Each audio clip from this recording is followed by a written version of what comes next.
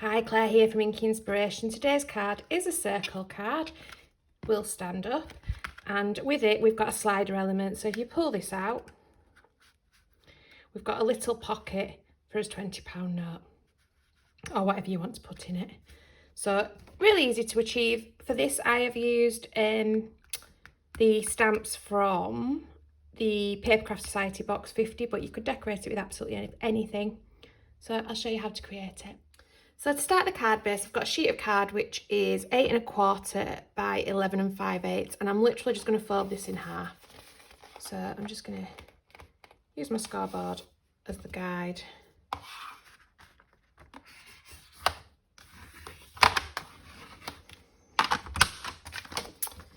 So move it out of the way, and you need your cutting mat and your circle cutter. So my circle cutter is going to be set to 3 inches.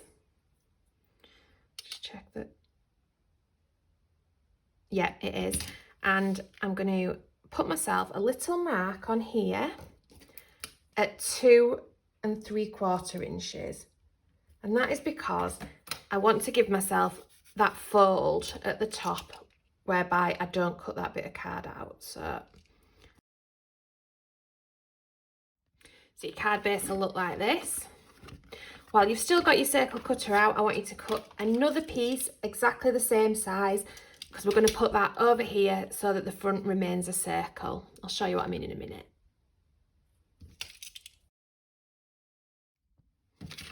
And then I'm just going to glue that onto the front of here using some liquid glue.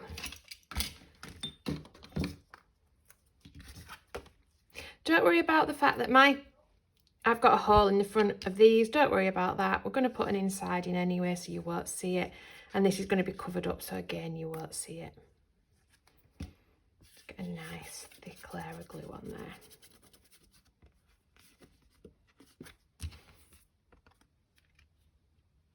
And then line that up so that it covers, so that it comes right up to the edge, like so. Now to make your card stand up, I want you to trim a teeny tiny little bit off the bottom of the back. So there's my back. Just give it a flat edge, and that will mean that it will stand up. So I've set this circle cutter to 2 3/4, and I'm just going to cut myself out a piece of glittery card. Using a different circle cutter this time, because this one I know works much better on one sheet of paper. Much easier to use than the other one is. But the other one will go through the double sheet for me. So there we go. Doesn't want to come out. And that is going to glue onto the front of there. So I've changed my circle cutter to 2 1/2, and I'm going to cut myself out my white one now.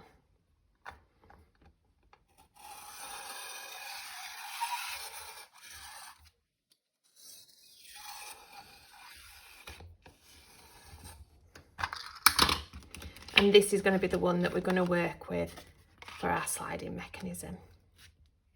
And I'm going to use a circle punch to just take a corner out here so that we can see where we want to pull from. Like so, and that will form the top. And using the exact same dimensions of what I've created on the front, I've also created a mat and layer to go on the inside to cover that hole. So like so. So you want another strip of card which measures 3 1/2 by 4 1/2. What you're going to do is you're going to score down at 1/2 inch until you get to 4, and you're going to do the exact same at 3. So score down at 3 inch until you get to 4. And then what I want you to do is I want you to cut, let me move that purple out of the way. I want you to cut up to that score line that you've just created on both sides, and then use your guillotine to get rid of these 2 panels here. So you should be left with something that looks like that. Then I want you to take the circle that we've cut the top out of, decide which side's going to be your front and your back, and I want you to hold this as low down as you can get it without them poking through and being able to be seen. Take a pencil and trace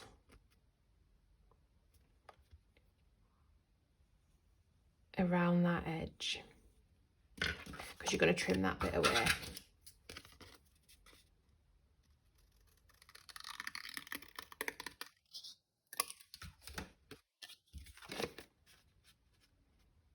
Check that you can't see any of it. If you can, just trim that little extra bit away.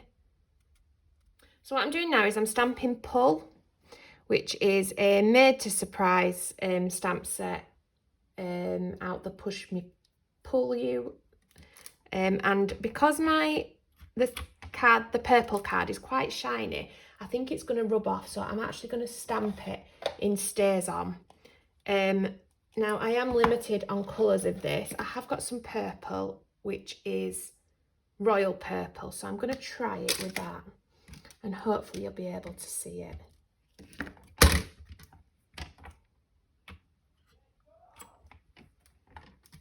Yeah, we can, perfect. So to create the mechanism on the back to stop this from pulling out, I've got a strip of card which is 1 inch by 5 inch, and I've scored it at 1 4. Just going to fold them over and then bob some liquid glue onto these tabs.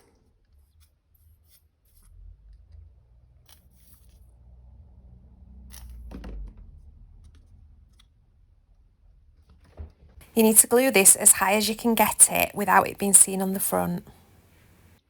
So the pull tab is going to hold money. So I've got a strip of card which is 3.5 by 3.5, and I'm going to score it at 3/4 on 3 sides. So just keep spinning it. I'm then going to trim away about halfway. It doesn't really matter, you're just taking some of the bulk away. Like so, and again on this side.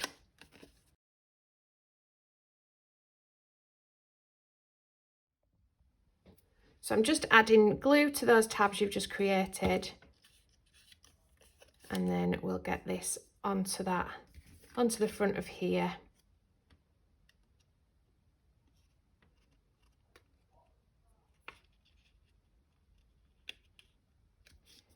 Like so. That can slide through there.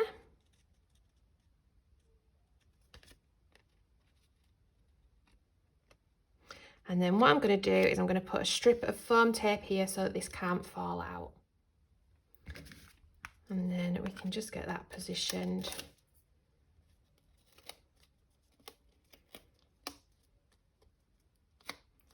Onto the front of our circle. I might stand it up first actually, just so that I know that I've got it.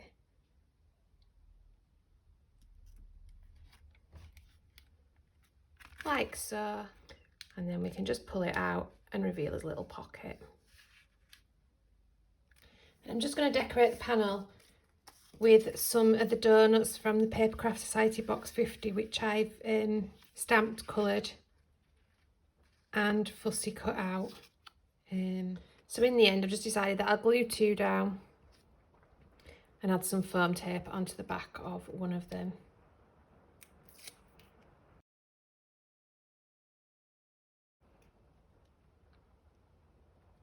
Like so. So I decided to stamp a sentiment, which is done using Memento Dewdrop's Lilac Poses, and this is a made to surprise Let's Hear It for the Girls sentiment stamp. You may find it easier to do that before you stick it on. I don't know if you can see brilliantly, but I haven't got a fabulous top of my D because there's nothing behind it to push on. But I'm just going to finish this front panel. It looks a bit bare to me with some Nouveau drops, and for this I'm using Wedgwood Blue and Antique Rose. So now I'd just like to take the opportunity to say thank you ever so much for watching. I hope you found that useful and you've enjoyed it.